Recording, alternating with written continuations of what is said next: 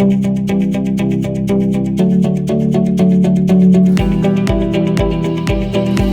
listening to In Sumter with Sarah Jane, a show about celebrating Sumter, a part of the Item Podcast Network, presented by SKF. And it was like, just take a whole bunch, do a lot of research and take a whole bunch of notes and then throw it out the window. So and I was like, cool, I already do that. That's my norm. We're good to go. Ready, Freddie? All right. Okay, cool. So, hey, I'm Sarah Jane, and this is In Sumter Today, and this is my sister, Katie Gibson, and these are her Cheweenies. This is Beatrix O'Reen, and then this is Penelope Francis. Ooh, Penelope Francis. And they definitely have two names, so they have enough to monogram.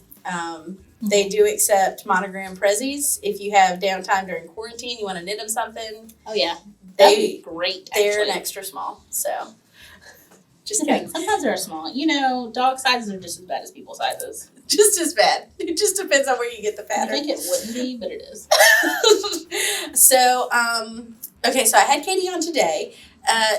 We planned this a while ago to have her come on and talk about capacity, what she does for a living, and just creating space. And I think it's even more relevant with quarantine and social distancing and all of that stuff. So, what do you do every day? So I am a therapist here in Sumter, South Carolina. I own Play Therapy of Sumter. So I work with kids ages, actually 2.5 to 12 is my primary age range. And I do something called non-directive, child-centered play therapy, which I know is a mouthful. Okay, so we're going to go back to Play Therapy of Sumter. Okay. You don't hear about a lot of play therapists. You don't. So a lot of therapists, there are therapists here in Sumter that incorporate play into therapy. So they'll play games with kids to make therapy content more relevant to them and more understandable. What I do is really play therapy through play. So I have a play therapy room that's fully equipped and set out. It would look a lot like any of your play spaces in your house if you had a playroom for your kids. It looks a lot like that, where the kids can come in and they're really in control of that space. So it's a lot like when adults go to therapy. When you sit down for a therapy session as an adult, your therapist looks at you and says, okay, why are you here today? Right? And then you answer and you get to decide what you talk about. You get to set the agenda. Well, a 3-year-old can't do that with you. Yeah, that was going to be my next question. Like how you said 2.5, yes, which is oddly specific. Yeah. 2.5 developmentally is about the age where I can be in a room with a kid by themselves and they can do some work and I can give some feedback to them around what's happening with them emotionally in that room. And they can process it and take it. Younger than that, really what you're doing is work with the parent to have the parent create a safer and environment at home. The kids that need, or the kids that go to therapy, they're any kids, they're kids of divorce, or they've been through traumatic experience, or what qualifies you to look at your 2.5-year-old and be like, you know what, I think I need to get you some therapy. If I'm a parent, how did I get there? Yeah, so you're looking at kids who have something going on that's problematic in their day-to-day life. So, and I know that's hard to imagine for a 2.5-year-old, but if you have a 2.5-year-old, if you have a 2.5-year-old that has experienced something, that's usually something tragic that's happened, some kind of trauma-related event, that you want your child to come in and 2.5 kids can be pretty vocal and they can say things. And so the kids that I've had that come in about that age, their parents report them repeatedly talking about a hard event that happened. And their parents are like, I don't know what to do to help them move past this. Help, basically. And so that's usually about 2.5-year-old. That's what I see. Sometimes it can be acting out behavior. It can be abnormal behavior for that age range. If we're talking about sexual assault in kids that young, then you're going to see sexually acting out behaviors. So maybe they touch themselves more often, or maybe they're trying to touch other people or their parents. And those are things that kids that age shouldn't know how to do or try to do on a regular basis. But I mean, really, it could be anything. It doesn't have to be just sexual stuff. It No, can it can be be anything anything that goes through abnormal. anything. And when Sexual you assault is just an easy symptomology to kind of talk about. yeah, the but other traumas, we're not going to go through the list of what possible No. traumas could be. Or what symptoms you could see in your child, because it could be really you're looking for something going on. You as a parent know your kid the best, and so if you feel like your kid is struggling with something, you can give me a call. I've had plenty of parent consultation sessions. I always do it first for me and the parents, sit down by ourselves and talk about what's going on. And so they come in, we chat, and I give some recommendations to try at home. And, you know, I'll hear back from that parent 6 weeks later, and they'll say, we're great, all that stuff worked, we're fine. And so you can always call and ask questions, and like I can be helpful. So if you got we did play therapy and age, and how do people get in contact with you? I've got a website. If you Google Play Therapy of Sumter, I should come up pretty quickly. I've got a website, I've got a Psychology Today profile, or you can call me at 803-983-6735. And then you have an Instagram as well. And I have an Instagram, and you can reach out to me that way too. So I just want to talk a little bit about, you know, what you do and where people can find you. But then it's non-directive. Non-directive, child-centered play therapy. Okay, so I know we live together, we're super close, Yeah. but it wasn't until recently I really asked, like, when you go to work, like, what are you in there doing?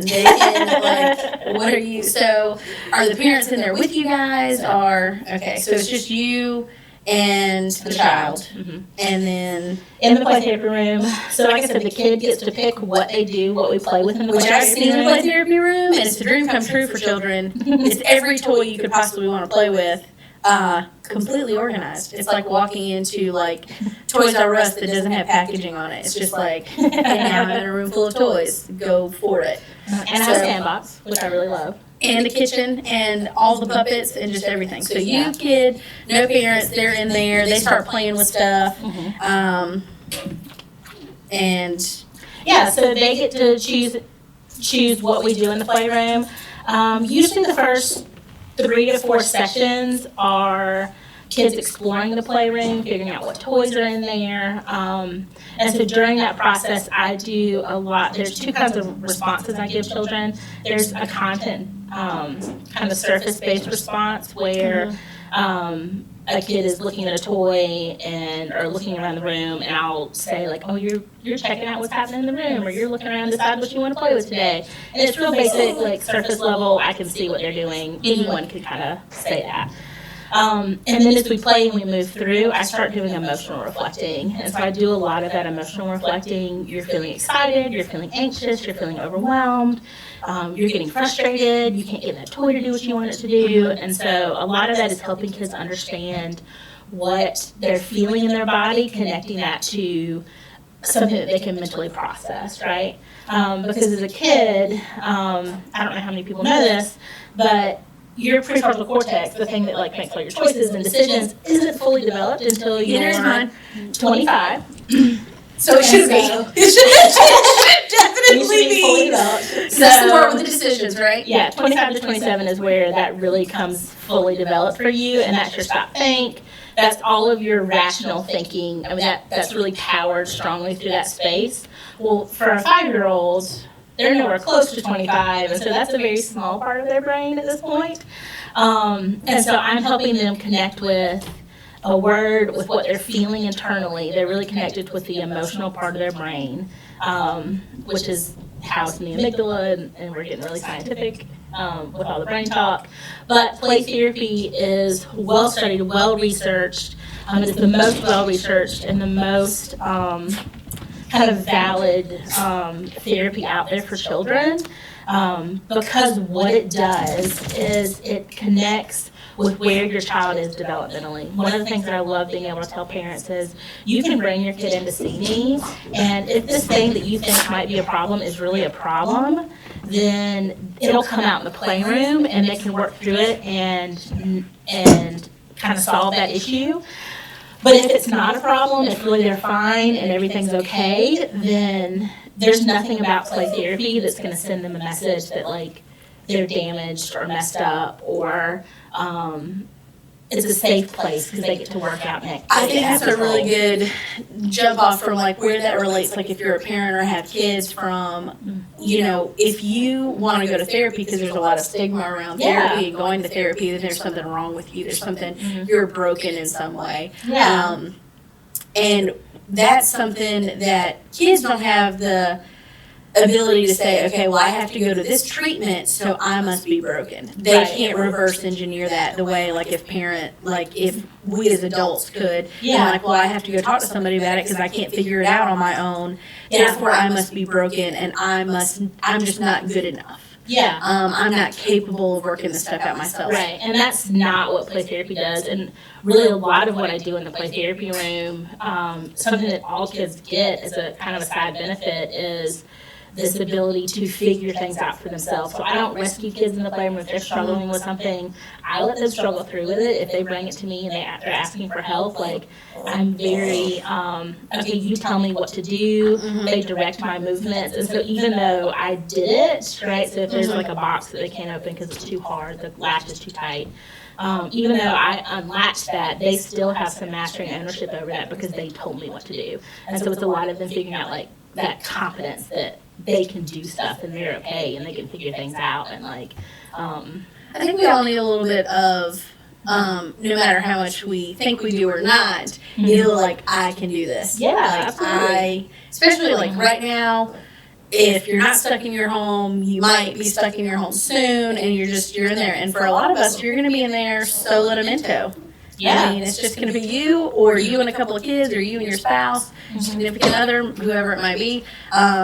Yeah. And I think it's important to talk about some mental health stuff and not, you know, have a therapy session on camera, but just talk about the importance of, you know, what therapists do, and because it's, you know, hey, I need you to fix all my problems. That's more of, I need you to help me just listen to what I'm saying so that I can process this and work through my own emotions. It sounds like for kids, you're helping them take the frustration of not being able to do this toy thing, which if you can't operate a toy properly, it might not bother you one day, but then the next day they go to operate that same toy and they have trouble, and it's an absolute meltdown.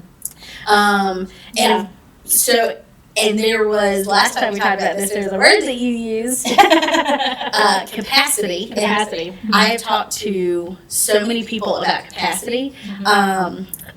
Which I didn't know that this was a thing people didn't know about. Yeah. So everybody that I've talked to about capacity, unless they are in the mental health field, did not know, like, they know what it is, but everybody else doesn't know what it is, your capacity. Yeah. So just, can you give, like, what am I talking about with capacity? So ever since we had that conversation, I've thought a lot about, like, how I can frame that to make it be a little more understandable, because the times we talk about it, I always feel like I walk away and I'm like, yeah, but that's not, like, it's not really what it is. Like, yes and no. So, and I realized that I have had a way to talk about this for years with my clients. So I talk about clients, everybody having an internal bucket, and you have a bucket that, like, lives inside of you. Okay. And only so much stuff can go in that bucket. This is crazy because we had talked about this bucket before, And so we just talked about capacity. and I didn't realize that okay, because so keep talking about the bucket. I'm so everybody has a bucket that kind of lives inside of them, and that bucket, you can only put so much in a bucket, and we all know what a bucket is. It can only hold so much, and once that bucket is full, that's it. And so anything else that is thrown onto you is going to overflow, right? And so if we imagine that there are different things that get thrown in your bucket. So let's say one problem maybe is like water, and so it kind of is floaty and it, like, sits on the top. It's not a big deal, like, it's easy to scoop out and get rid of. But then there are other problems that are like rocks, and they stick to the bottom of your bucket, right? And so those things that are like rocks, that'll still fill up your bucket, but they sit there longer, right? And you hold on to those for longer. It's making so much sense right now. I'm so into it. So you hold on to those things for a longer period of time, right? Or if it's sand or something heavy that sits at the bottom of your bucket, right? So we have things every day that's water for us, right? That it's liquid that's thrown into our bucket, right? And we go to bed, like we talk about a nap and a snack. Like sometimes you just need a nap and a snack. And so if you can take a nap and have a snack and that problem goes away, that was really kind of a water problem. Like it was easy to scoop out, it was easy to get rid of, like it wasn't that deep, right? It wasn't that heavy. It wasn't that, so many things that we talk about that like stress me out or stress us out, it, you know, the bucket and the rock makes so much sense to me, and something's just a water problem that you can just kind of, because everything that you deal with is gonna somehow, it's gonna pass through this bucket. I mean, everything goes into the bucket. Everything goes into the bucket, and so we talked about, you know, your capacity affects your energy, because I'm someone that likes to think about things and then figure out a way around it so that I can make it most efficient. Right. And get a lot done in a day. I like to get a lot done in a day, and if I don't get a lot done, I feel really bad about myself. So I think that when I first started talking to you about capacity in the term of capacity, I was like, well, how do I free up this space so I can get more done? Because everything that you do that goes in the day goes into this bucket. I mean, everything that you deal with. Yeah, and I think one of the first things I said to you about capacity was like, you can't make more of it, which actually isn't true. You can make more capacity, but you make more capacity by getting rid of the rocks in your bucket. So even like, I'm checking the mail and I see things like, oh, yeah, I got to deal with that, but it doesn't have a crazy time limit on it. Yeah. So I'm like, okay, so I filter it out. Yeah. So filtering it out would be, it went in my bucket for a second, and now I'm taking it out of the bucket. I mean, I would say anything that you set aside to deal with later is still sitting in your bucket. Okay. Like maybe it's not a rock, maybe it's not at the bottom of your bucket, maybe it's not hanging out in there a long time, but it's still in your bucket hanging out in there. Like, Okay. You have to deal with it later. Yeah. So it's taking up some kind of space inside of you. Yeah, because even still, like I have a letter from a company and I have to go take them something, and I keep putting it off, and every time I drive by, I'm like, yeah. So the things that would be like water problems or like passing problems is let's say you're walking through the house and you drop a glass and it shatters on the floor. okay, Like maybe that frustrates you and you're like, oh, and maybe you cuss a little bit, but then you sweep it up and you throw it away. And it's forgotten, right? That's what, like, it's a simple problem. It's solved. It's moved on. Like, it's not hanging out in there. Now, if that glass that you drop is your great-grandmother's crystal, maybe it hangs out a little longer. yeah, Because you think about it and you're like, oh, it just makes you feel a little sick. Because it was precious to you, you know? Okay, so we have capacity, we have a bucket inside of us, things fill up this bucket, and then things are lighter, things are heavier, and they hang out in there. And then how is energy not, and I am starting to, Energy related capacity. how is energy related to it, and how is it in some way not the same? So, energy is related to capacity in that the more full your bucket is, the less energy you're going to have to do other things in life. Okay. Right? So if you are someone who your bucket is just filled to the brim with rocks and it's just overflowing, so everything that you put in from your day to day, all that water that comes in, those little tiny problems that like should be easy for you, like that's just going to be flowing all the time, right? And so you're just not going to have the energy to deal with that little stuff, and so your reactions are going to be much bigger to those things because you don't have the space to deal with it, even in a rational, logical way, right? If your bucket has space in it, then you're going to have more energy to do other things. You're going to have energy to sort through your mail and handle problems and deal with stuff. And that's really where coping skills come in. So some people have the ability to, depending upon, again, what's happening.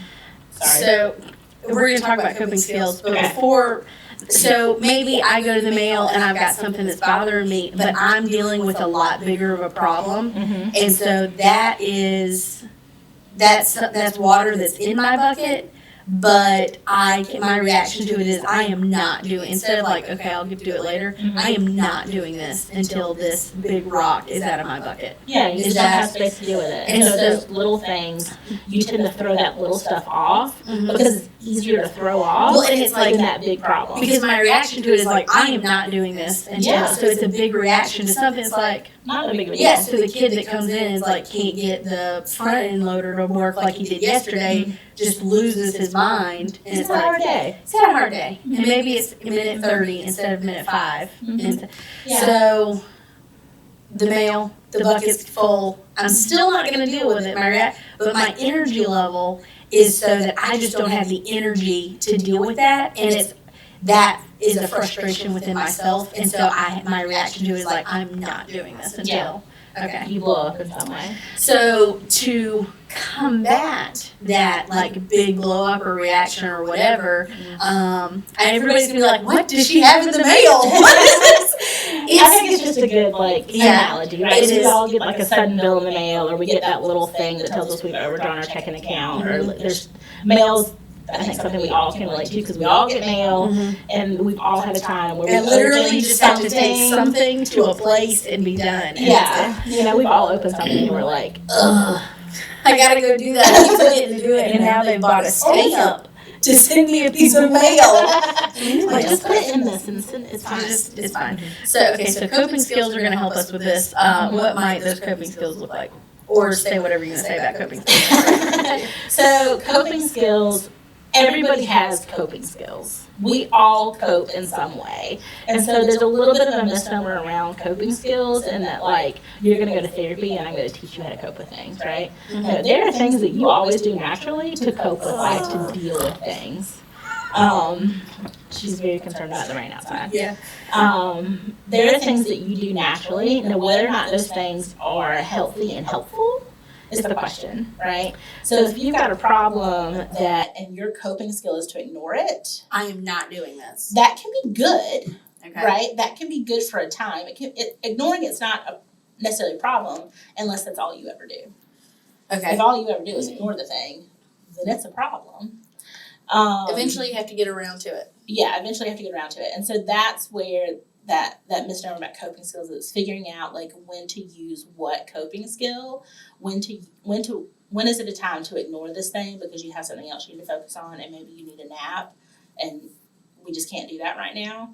And when is it time to face the problem that's making you uncomfortable? You know, when is it okay to run from it and when do we have to face it and do something about it? Is really where coping skills come in. Fight or flight. Fight or flight is a stress response, yeah. It's an aggressive term for what I think would be ignore it or do something about it. Yeah, fight or flight, your stress response is really kind of, it is, like you don't control that. Okay. So your stress response kind of gets turned on naturally when something threatening shows up in your life. Okay, so you're talking about fight or flight from a very scientific standpoint, that is a therapy thing. Not a therapy thing, but that's like everybody has this instinct to fight or flight. And I wasn't so much using it that way. I was just saying to do something or to not do something. Almost like a things. so we weren't on the same page, and that was my fault. So Yeah. but you have a fight or flight, but then also you have coping skills, and some of those coping skills can be do stuff, not do stuff. Yeah. Okay, because sometimes I think about, I didn't study the brain, psychology, therapy. Sometimes when people say coping skills, I'm like, so does that mean you journal? Or does that mean you take a bath? Yes. I mean, what is a coping skill? What is this that we use to cope? A coping skill is anything that you use to deal with life, right? Okay. And so taking baths, it can definitely be a coping skill. Having probably what is more therapeutic in that bath time is that silence and alone time. It's not so much the hot water, even though that can be really good for your muscles and your body. Is that alone and silent time. So meditation can be it, working out, exercising, moving your body in some way is a coping skill. taking a nap is a coping skill. Eating a good meal is a coping skill. Like, so it's anything that you do in your life to make it easier for you to deal with the things coming at you every day. Okay, and you can take those things that would make life easier and abuse them. Yes. So that's where it might become a problem. Right. That's when your coping skills become unhealthy. I want to go have a drink with a friend. The important part of that would be I get to laugh and cut up with a friend and be easy. Whereas abusing that coping skill would be I'm going to go drink a bottle of wine and then I might consider eating dinner after. Right. Alone in my house. Right. It could be a That's very a consistent thing. Yeah. bland. Mm-hmm. Yeah. I would say, like, I think food and exercise are the easiest ones to use. So if you have a bad day and you're like, I want a milkshake, fries, and a cheeseburger, Mm-hmm. right? Cool. Go have your milkshake, fries, and cheeseburger. If that's all you ever eat, that's not nutritious for your body, and so it's a problem. And so the same goes for working out. Like, if you work out to relieve stress, but then all you do is work out to relieve stress and that workout becomes a compulsion, like, it can become unhealthy for your body. And so it's learning how to measure those things and listen to your body and do things that are good for your soul and for your body, not just that emotional reaction. You said two things in there that I wanted to talk about today. The soul, good for your soul, and compulsion. Mm-hmm. So today I got a little bit stressed amid the COVID-19 craziness. Mm-hmm. I'm in my house alone, have not left all day except to come here. So I got a little overwhelmed with a couple of phone calls. Mm-hmm. Just got up and went to wash my hands. That was my response. Didn't think about it, and I was washing my hands, and I was like, "Oh my gosh!" Like this, in this short amount of time. This short amount of time, my response to I'm stressed about this new world and this new normal that we have. I washed my hands. Yeah. So it became a compulsion rather than because I didn't think about it. Like I just went and did it. So that's how I'm dealing. Washing your hands more often. COVID-19, I'm washing my hands more often. And I think we're all going to have days like that where I have days where I'm like, okay, it's okay. This is manageable. I can do this. This is a thing that we can cope with. And then there are days where I'm like, shut everything down. Don't leave your house for 2 weeks. Flatten the curve. Like, and it becomes obsessive. And Flatten the curve. And I get really afraid, and I get scared and nervous. Last night was the first night I had a hard time going to bed because I was nervous and afraid. Now, it was that panic that sets in right between awake and asleep where you're just still kind of, and I'm processing like, your day a little bit. And I was like, oh, I can't do this. And then I'm like, hold up. Like I woke up fully to think about it. And I was like, okay, it's going to be fine. Yeah. The point is to just slow its roll, and that if I do get it, I'm gonna be fine. I'm a healthy adult. It's gonna be all right. Yeah, we're gonna cross that bridge when we come to it. We're just staying inside because we can't overwhelm our medical staff, and it is detrimental. We're trying to protect vulnerable populations. To the vulnerable population. So that helped me to think about it. And I'm really having to, if I get panicked or stressed about it, to stop and think, okay, why am I in my house? If something does happen, what do I do? If I contract it or if someone closest to me contracts it, what am I going to do? And just to slowly work through that process and then go back to whatever it is that I'm working on because I'm still able to work from home. Yeah. After that, I have found myself, even at home, I might stop working earlier. Like, and it feels like, to me, it's like, okay, all you've done is stay home and talk on the phone and do some emails. I'll get a lot done or I won't get a lot done. But there's still days where I'm like, ooh, it's 2:30.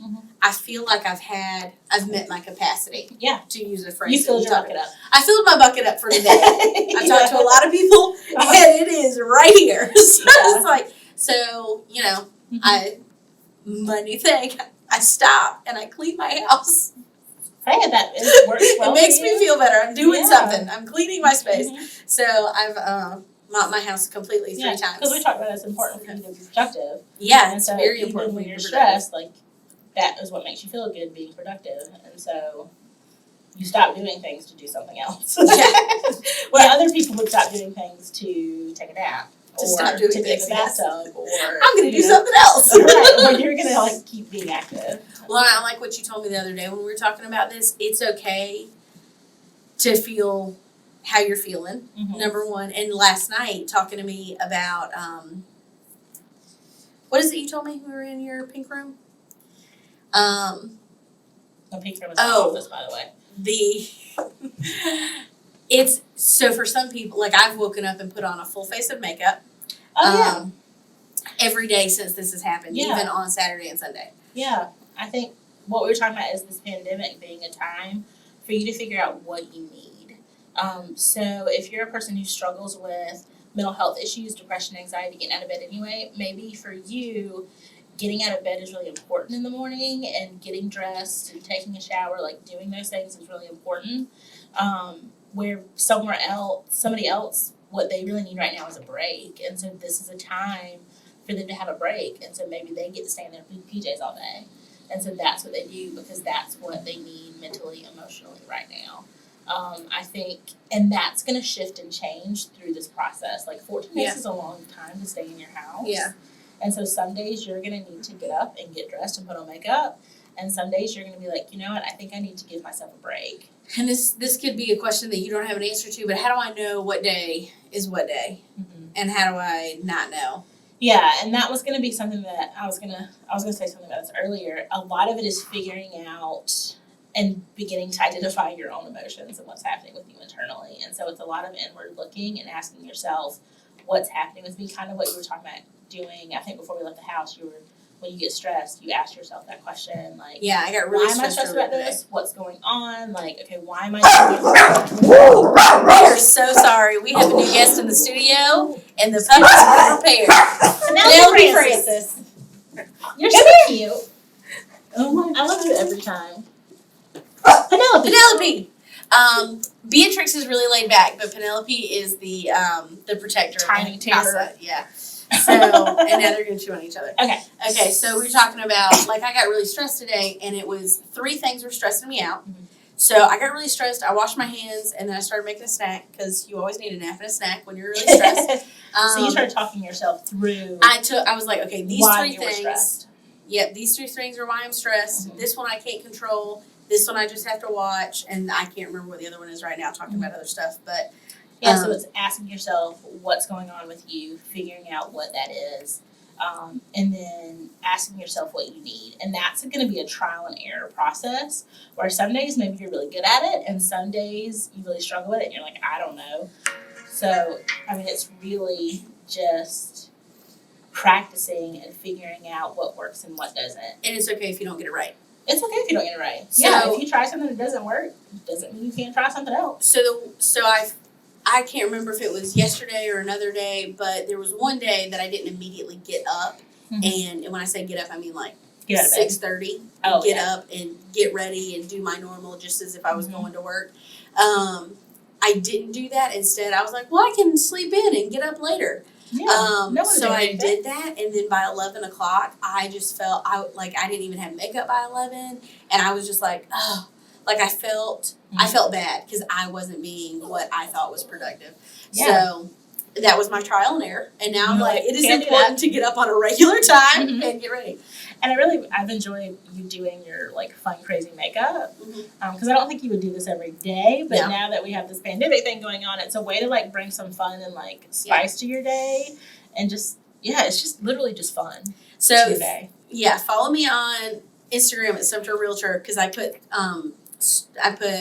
polls in the story, and I asked people, should I have glitter eyeshadow? Should I have crazy purple eyeshadow? Should I, have a crazy red lip or pink lip or whatever? And so whatever people poll, Yeah. that's how I do my makeup the next day. And so far it's been pretty fun. Yeah. And I'm gonna keep doing it because people seem to be enjoying Mhm. watching it. And I'm so excited for the people. Like, if you're a social media person, Instagram has really been killing it Oh my with gosh, it's been funny fantastic. memes and people doing Mhm. weird makeup stuff and people just, Yeah. dancing with their family in the house and doing stuff to their animals, like I've making them been dress up. really, and I was talking to somebody about this. I don't know if it's just because of the work, because I put a lot of work in curating my Instagram over this past year, and it being something that I enjoy. And I've given up social media for Lent, which during the pandemic is difficult. And so I've been doing some Instagram stories, and like if people message me on Insta, like I'll look at the stuff they send me. But the stuff that I have seen has been overwhelming, like people doing what they need to do day to day to feel good, to feel okay, to feel like we can make it through this, and the world is not actually on fire. This is not the zombie apocalypse. Well, because like it's cool. Yeah, because on Instagram, people can follow you and you don't have to follow them back. Whereas Facebook, if you're friends, you're friends. The flow of information is equal. Mm-hmm. So on Instagram, you can really choose like what you're gonna see. Yeah. And it starts at a visual place of I enjoyed this so much I wanted to take a picture of it and put it out there for the world. Yeah. And so it's just Instagram's just a happier place. Yeah, it's been so great. I've been really impressed. And I think it's been a really great place where people have been sharing their own coping skills. This is what I'm doing to get through my day. Hey, like help me decide today what to do that's fun. And that's been a really great way to engage other people so that you don't feel like you're so isolated and alone. And that's something that I really like. As much crap as people give millennials, like I think it's really millennials that have built that. Yeah. That we now have all these platforms to connect to socially when we're being asked to not be together. And to connect and support one another. Yeah. I can appreciate that too. Really, really fantastic and really beautiful, and I've loved it so much. I am, speaking of beauty, I'm going to switch gears, as I have done several times in this podcast. Thanks for listening.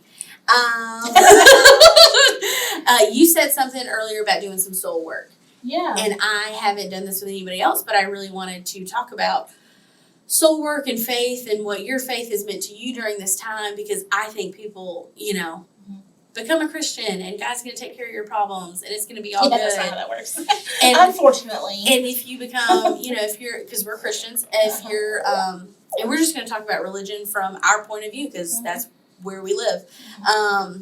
Well, I think as a mental health person, as a counselor, I believe that people have needs in different areas in their life. So you have social needs, you have mental health needs, you have emotional needs, and I believe very strongly that everyone has a spiritual side to themselves, and so you have spiritual soul needs. And so I think the best way to be a healthy, whole person is to address all four of those spaces, or five, because you have like mental needs as well. Okay, so talk about like intelligence, mental needs, physical needs, emotional needs, and then your soul. So all these needs sound a little bit like Maslow's 8. Which is your favorite. Which is again something I didn't know people would know about, and now it's your favorite thing. And now it's my favorite thing. So I did take one psychology class, Beatrix O'Reed. So I did take one psychology class in college. And so you learned about Maslow's 8. I learned about Maslow's 8. It is a pyramid of needs, a hierarchy of needs, and the visual is a pyramid. And so down here at the bottom, you have food and water, and shelter. And then it goes up from there, and then at the top, after all of these needs are met in this hierarchy, you can then begin to think of self-realized things that don't. Sorry, it's like shaking baby syndrome for Beatrix. I'm so sorry. You're gonna have to think it's cut out of the podcast. So for those of you not seeing us, we do have two baby tweenies, and they keep whining the thing. But the Maslow's 8, so the needs of food and shelter and water, all the way up to being self-realizing. You've got all these different levels that you go through, and it's if you haven't, and this applies to freaking everything. If you want to talk to somebody about something, so when I started real estate, people would call me all the time wanting to sell me ads. Listen, when I started real estate, I was down here at Food and Shelter because I didn't have money to do anything, and so I wouldn't even give them the time of day. I'm like, I don't have any money, so even if this goes well, I literally can't buy anything. Thanks, bye. Yeah. And so all the way to the point where it's like, okay, so now I can afford to pay for my own life, and I might be able to do, and so now I can eat. It was a longer process than just now. It was way long ago. So I can afford to invest and do things at a higher level. And so you have to go through these levels of... you've got to have your basic needs met before you can move on. I think even when it comes to like these things we're talking about now and doing soul work, like if you don't have regular access to food or shelter or clean water, like soul work might not be on your radar. It just Might not be on the list. there. So it's getting those needs met that you can start looking at those deeper level things. Really, I mean, really even your mental and emotional health is the top on that list if those basic needs aren't met. Yeah, because how is knowing Jesus going to help feed me or get my kids, in a house? How is that going to help at all? Right. So, so soul work I think is really important, but being aware that like that's not where everybody is in their process in life is really important. So it takes you to this place of like, well, if knowing Jesus isn't going to get me fed or put shelter over me, like, what's the point? And I always like the way that you talk about your faith, and so I'm asking you to do that now. How do I talk about my faith? Just that it's not that religion is a coping skill. It's not. Mm-hmm. It's a real thing, and salvation is a real thing. But being a Christian is more than just thinking that you're going to have your problem solved because of faith. It's not a there's not a formula. I think sometimes I get really frustrated where there's this formula that if you pray enough or if you do enough, then God's going to be happy with you and you're going to get your needs met, and if something bad goes on, then that means you haven't done that enough. means you haven't pleased God. And I just don't think that's how that works. If there's bad things that are happening in the world, I don't think it's because God has decided that those bad things need to happen. I think we live in a world full of people that are broken and hurting and sinful, and because of that, bad things happen, Yeah. And so my faith is my shelter from those things.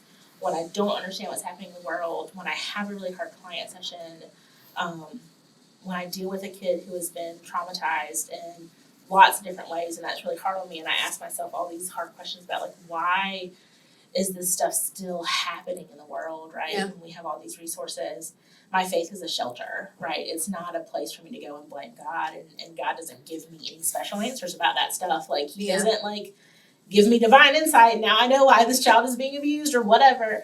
But I know, like I said, that's a shelter place for me, and I just don't believe that God is out there causing people to suffer. Yeah, causing the suffer. It's that our sin has become pervasive into just And you said that to me. Gosh, I think I was still in college, so it would have been before 2011 when you said it's pervasive, even down to our DNA.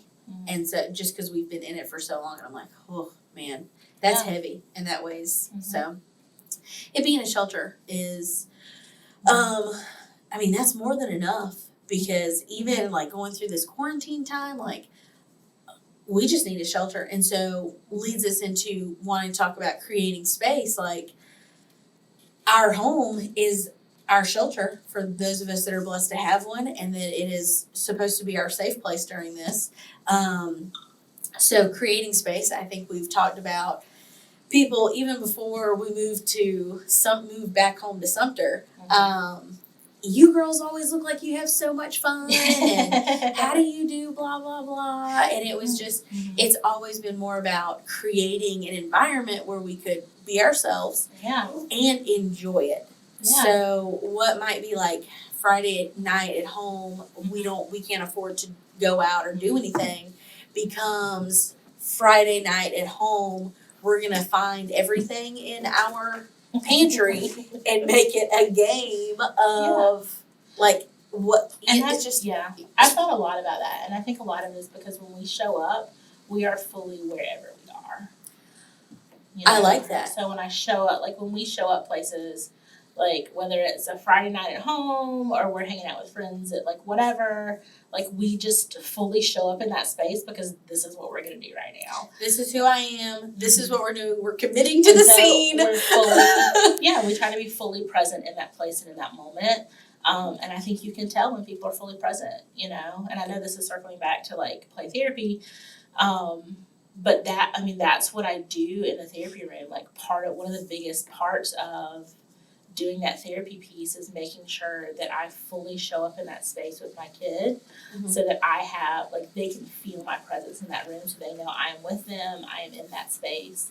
And so I think when you translate that and show up to places like that with other people, like, people around you really feel your presence. And that's a good thing because it makes them feel like they have permission to fully show up and be fully themselves. And, like, that's when you really start living your best life, you know? Yeah. And so whether you're fully showing up and it's been a rough day and it's been hard, or you're fully showing up and, like, you've had a great week. Just being out there and being social, like me, you know, how am I going to make, because people said, like, I try really hard to make other people and everybody I'm hanging out with feel included. How am I going to make you feel included if I don't feel included, and I'm not going to feel included in the conversation and in hanging out if I leave pieces of myself behind.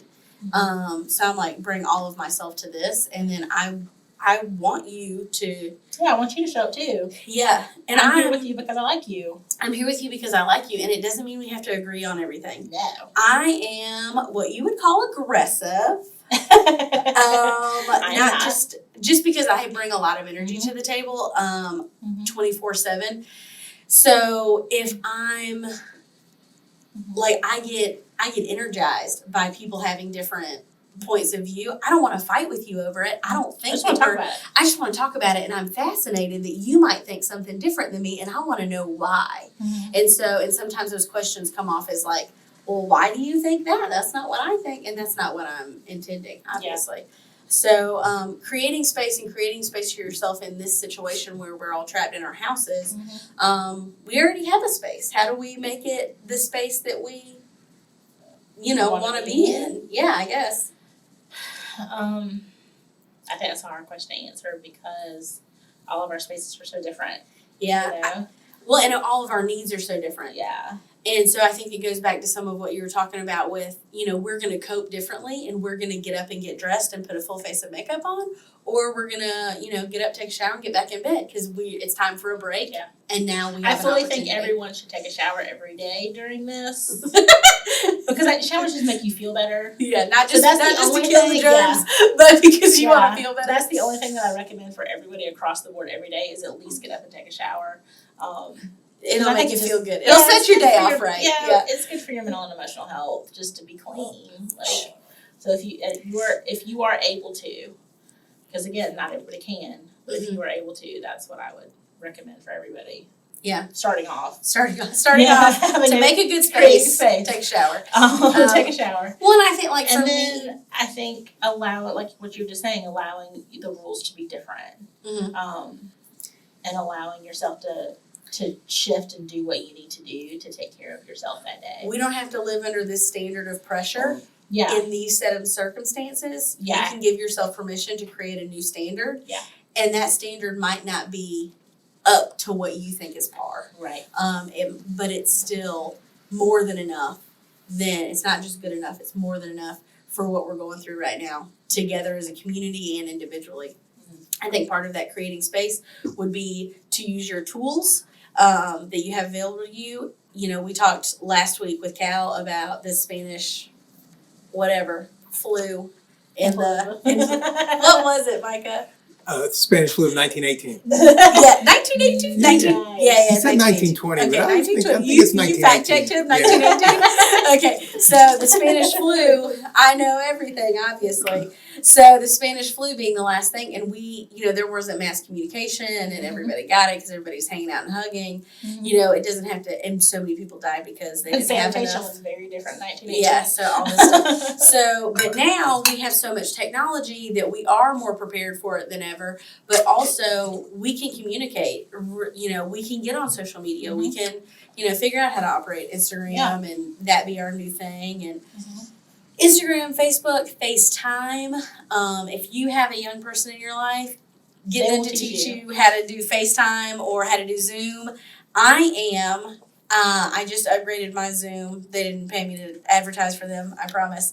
They so that I could host like these hangout sessions, and I'm 100% going to start trying to get my mom's friends one by one calling them and trying to get them so they can hang out together because they don't know. They want to hang out with each other. If they want to hang, so one of her friends was almost crying. She just wants to come hang out. They hang out every week, you know. But we are social people. We need the social stuff. To an extent, everybody needs social to an extent. So make sure, don't let it get ahead of you. Make sure you're socializing properly ahead of time. That's one of your things. I am happy to help you do social hangouts. Social hangouts. You can find me on Instagram at Sumter Realtor, and then my phone number is, we'll just find me on Instagram because I don't know how many people will watch us. So yeah, we're just gonna do this. Yeah. So find me on Instagram, but I'm also on Facebook. So you can schedule your own hangouts through Zoom, your own happy hours. This Saturday, we're having a roaring 20s party. All of our friends are getting dressed up in their respective homes. Mm-hmm. They're bringing their own drinks, and we're just going to have the screen up, and you can see everybody on there. It's super fun. So, and then there are people doing online exercising. I want to thank F45. This podcast is now powered by F45, and they're working really hard. Yes, they're working really hard to make their classes online so that people can stay fit at house, and that is a big way that people work out their stress. That's a big coping skill, yeah. So that's another tool that you have for you. Mm-hmm. Do you have anything else that you want to talk about with therapy? Coping skills, creating space? No, I mean, I think creating a space that you feel safe and happy and healthy in increases your capacity. Like it helps empty your bucket out every day. Having a place that you feel safe going home to makes a life-changing difference in your world. Yeah. You know, so if you're in a space where you don't feel safe, whether that's domestic violence or, you know, any other kind of like trauma or whatever, like, I mean, that's an issue right now with people being locked at home. Domestic violence rates are going up because people are losing their jobs, and domestic violence in the home tends to get more intense when things are more stressful for the perpetrator. And so, so having a safe place you feel safe is really important. And all of those resources, whether it's domestic violence, sexual assault, those resources are available in your county. There are laws that specifically mandate every county to have a specified domestic violence and sexual assault agency. And so there's a place close to you that offers services, and even during this, they're open and available for help, and they've got ways to help keep you safe so that, you know, those things aren't traceable, you know, so your abuser won't see that stuff. That's good. Thank you for sharing that. And I feel like that's kind of off topic, but it was very on topic because I had not even thought about that. So thank you for sharing that. And I just want to thank everybody on the front line out there. Our nurses, doctors, PAs, people just in doctor offices, the therapists that are still going to, you know, keep us sane while we're logged inside. And gosh, I know there are more people out there. I think that, you know, our news people that are Mike and Pamela, we love you guys so much. Just people that are putting themselves anybody that still has to go to work to maintain some kind of economy going on for us. Your cashier at the grocery store. Those grocery stores, and a lot of them are, you know, youngins. Yeah. You know, and or older retired people. Anyway, thank you so much. If you're still going to work, thank you. And if you're staying home, also thank you so much, because we know it's important. It is important to stay home. And I know that if I'm in a commission-only job, so if I don't go to work, I don't get paid, but I know it's not just commission-based stuff. It's everybody. It's cashiers. It's restaurant people. It's almost any industry. If you don't show up, you quit making money. And so I thank you so much for putting safety first and taking this time out. And while you're at home, put yourself first and think about some of these coping skills. Anyway, thanks. We love you guys. Thanks for listening. You need anything, you just let us know. Man, I think we're done. That was a lot of things. It was a lot of things. It was too many things. Was that like 6 hours long? That was great. It was long, but who cares?